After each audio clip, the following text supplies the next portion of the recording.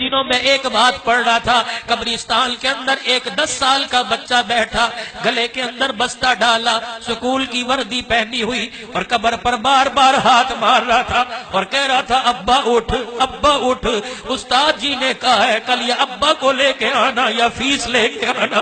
اب بتا میں ابا کہاں سے لاؤں، فیس کہاں سے لاؤں؟ ساتھ والی قبر پر ایک بندہ بیٹھا موبائل پہ بات کر رہا تھا اور کہہ رہا تھا میں نے باپ کے قبر کے لیے پھولوں کی چادر کا آرڈر دیا تھا، ابھی تک آئی کوئی نہیں۔ وہ قبر پہ ہاتھ مار کے کہہ رہا تھا نہ ابا ہے نہ فیس ہے، ابا میرے ساتھ چل میں گھر نہیں جاؤں گا۔ یقین جانو ساتھ والی قبر پر بیٹھے والے نے سنا اور اس نے فون پر کہہ دیا پھولوں کی چادر نہیں چاہیے، پھول تو میرے پاس بیٹھا ہے۔ اس نے جیب سے پھولوں کی چادر کے پیسے نکال دیے اور نکال کے اس یتیم کے ہاتھ میں دے کے سر پہ ہاتھ پھیر دیا۔ انہوں نے کہا بیٹے ابا نہیں آئے گا، ابا نے فیس بھجوا دی ہے، جا جا کے اپنی فیس کا انتظام کر۔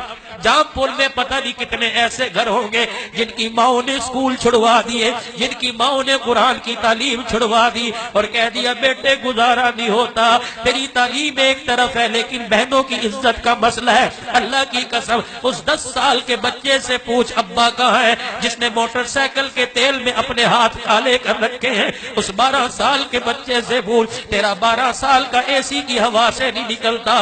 اللہ کی قسم یہ سارا دن ٹریکٹر ٹرالی کی دکان پر مالک کی جھڑکیاں کھا رہا ہے، کبھی چائے لا رہا ہے، کبھی روڈ پہ جھاڑو دے کے پانی چھڑک رہا ہے۔ اس کے سر پہ ہاتھ رکھ، اے بیٹے تجھے یہاں تک کون سی نوبت لے کے آئی؟ وہ کہے گا بابو جو وردیاں پہن کے جا رہے ہیں ان کا ابا گھر میں موجود ہے، میرا ابا قبر میں موجود ہے، میں اس لیے یہاں کام کر رہا ہوں۔ یقین جانو میرے بابو کبھی ان کے لیے تو التزام کر کے دیکھ، رب کعبہ کی قسم ہے اپنوں کو تو فروٹ روزانہ کھلاتے ہو، اس یتیم کی جھولی میں فروٹ ڈال کے دیکھ اللہ جنت کے میووں کا تیرے لیے التزام کر دے گا۔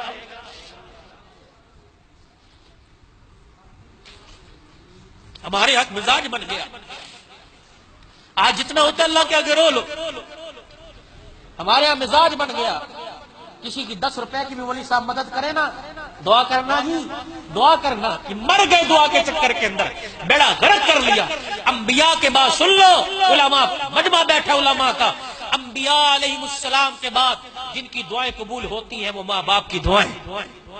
لیتا ہی کوئی نہیں ان سے دعائیں، ماں باپ سے دعا لینے کا وہ لوگوں کا مزاج ہی ختم ہو گیا۔ جس کے کپڑے اترے دیکھے پیچھے لگ گئے، نمبر بھی دو اور دعائیں دو، لعنت ایسی زندگی کے اوپر۔ گھر میں ترس رہے ہیں، اللہ فرما رہے ہیں تیرا بوڑھا باپ سفید بالوں والا جس کی وجہ سے میں پورے کنبے کو پال رہا ہوں، اس سے کوئی دعائیں نہیں لے رہا، مانگتا کوئی نہیں اس سے دعائیں، اسے دعاؤں کا کہتا کوئی نہیں۔ 10 روپے کی زکوٰۃ دینی ہو دعا کرنا جی، عبد المجید صاحب علی صاحب 200 روپے زکوٰۃ کے آپ کے حصے میں دعا فرمانا، بچوں سے کہنا دعا، کیوں کہو بچوں سے دعا کراؤ؟ ٹھیک ہے دعا ایک سنت عمل ہے، الدعاء مخ العبادہ، مغز عبادت کا، میں کیوں کرواؤں، کیوں کرواؤں؟ نہ امید کو امید کی کرن دکھا دے، دعا خود بخود ہو جائے۔ بیوہ کی سر کی چادر اترے دیکھے اس کے سر پہ چادر ڈال دے، دعا خود بخود ہو جائے۔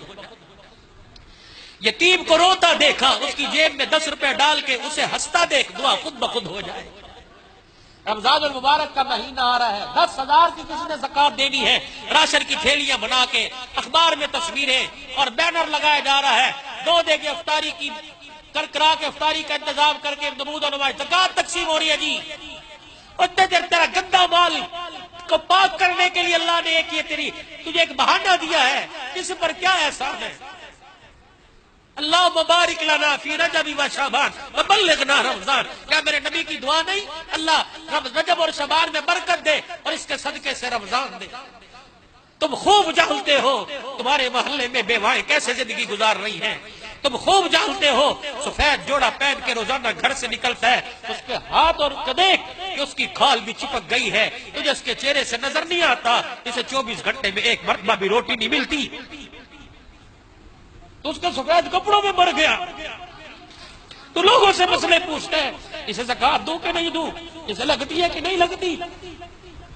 کبھی رب نے بھی تیرے سے پوچھا کہ ساری رات زنا کر کے آیا ہے، ساری رات تو نے بدماشی کی ہے، تجھے رزق لگتا ہے کہ نہیں لگتا؟ جس نے ساری رات سجدے میں گزاری اس نے صبح اسے بھی کھلایا، اور جس نے ساری رات شراب کے اڈے پہ گزاری اس نے اسے بھی کھلایا۔ رمضان المبارک آ رہا ہے، پتہ نہیں کس کس گھر میں یتیم ہوگی۔ اللہ ابا ہوتا تو ہم بھی گوشت روزانہ پکا کے افطاری کا انتظام کرتے، اللہ یا تو دال کا انتظام کوئی نہیں۔ ان یتیموں کے گھر کے اندر، اس بیوہ کے گھر کے اندر مہینے کا راشن پہنچا۔ اللہ کی قسم دعا کے لیے تجھے مسجدوں میں کہنے کی ضرورت نہیں، تجھے شب قدر میں دعا کرنے کی ضرورت نہیں پڑے گی۔ روزانہ جب یتیم افطاری تیرے مال سے کریں گے، عرش عظیم خود بخود ہلے گا، دعائیں خود بخود ہونے لگ جائیں گی۔ چپکے سے راشن کی تھیلی لے کے بیوہ کے دروازے پہ رکھ اور دروازہ بجا دے اور وہاں سے نکل آ، تاکہ یتیم تجھے دیکھ کر روزانہ تجھے سلام نہ کرے۔ لکھ دے اور دے آ، دروازہ کھلے گا، تھیلا پڑا دیکھے گا، اے اللہ کون دیکھ لے؟ اللہ فرمائے کہ میرے بندوں میں سے دے گیا، اے اللہ جس نے مجھے دیا اس کی نسلوں کی رزق کا انتظام کرتے۔ ایک مہینے پہ اللہ نسلوں کے رزق کا، ایک وقت کی روٹی پہ نسلوں کے رزق کا انتظام، یہ نیکی ہے، یہ نیکی ہے۔ باپ مر گیا دوسرے دن 4 دے کے پکا کے مجمع، یہ کوئی نیکی ہے؟ یہ نیکی نہیں ہے۔ ٹھیک ہے یہ نیکی ہوگی اپنی جگہ، باپ مر گیا، پتہ نہیں اس علاقوں میں کتنے علاقے ایسے ہیں جہاں اتنے بچے پانی کا مٹکا اٹھا کے 2 میل مٹکا بھرنے جاتے ہیں۔ وہ موٹر لگوا، وہ کنواں کھدوا دے، پھر تجھے دعا کے کہنے کی ضرورت نہیں پڑے گی۔ گرمی کے موسم میں پانی گلاس، یہ پانی اندر جائے گا، اکڑیاں ٹھرے گی، عرش عظیم سے خود ہدایت کے فیصلے ہو جائیں گے۔ عید کا دن ہے، آئے گا، کسی یتیم کو کپڑے بنوا دینا، کسی مدرسے کے طالب علم کو کپڑے بنوا دینا،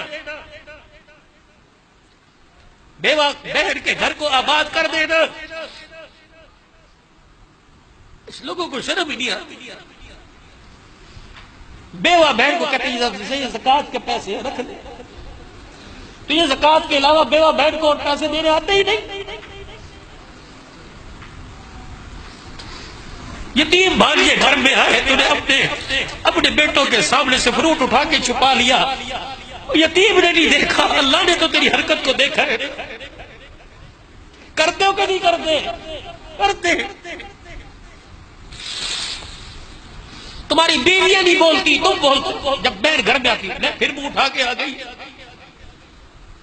اس کے کان میں گرج پڑ گئی کہ بھائی نے کہا منہ اٹھا کے آ گئی، اس کے کلیجے کے دل کے ٹکڑے ٹکڑے۔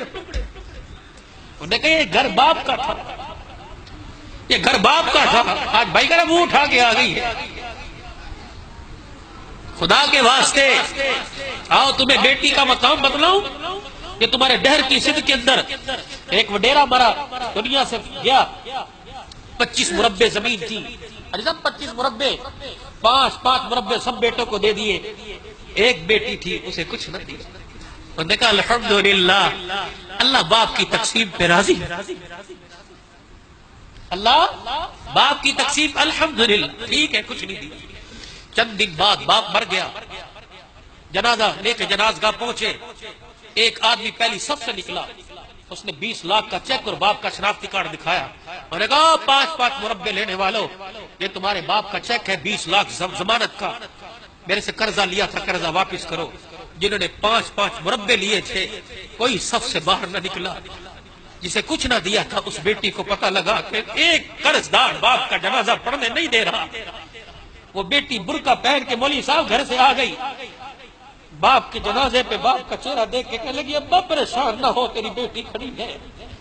اپنے مکان کی چابیاں اس 20 لاکھ قرضے کے ہاتھ پہ رکھ کے کہنے لگی یہ 50 لاکھ کے مکان کی چابیاں ہیں، اگر تھوڑی پڑے تو اور ہے، میں اپنے بچے بیچ لوں گی، لیکن میرے باپ کی میت خراب ہو میں یہ گوارا نہیں کر سکتی۔ تم ان بیٹیوں کو محروم کرتے ہو، ان بیٹیوں کو کہتے ہو پھر آ گئی، ان بیٹیوں کو کہتے ہو کہ تمہیں جہیز دے دیا، اب کیا لینے آئی ہے؟ اور تجھے کیا پتا اسے سسرال جاتے اتنی خوشی نہیں ہوتی جتنے بھائی کے گھر آتے خوشی ہوتی ہے۔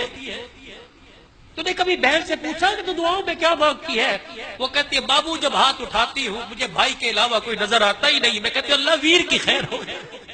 تو نے بھی کبھی بہن کی خیر مانگی؟ اخلاق کہاں چلے گئے؟ میں عام لوگوں کی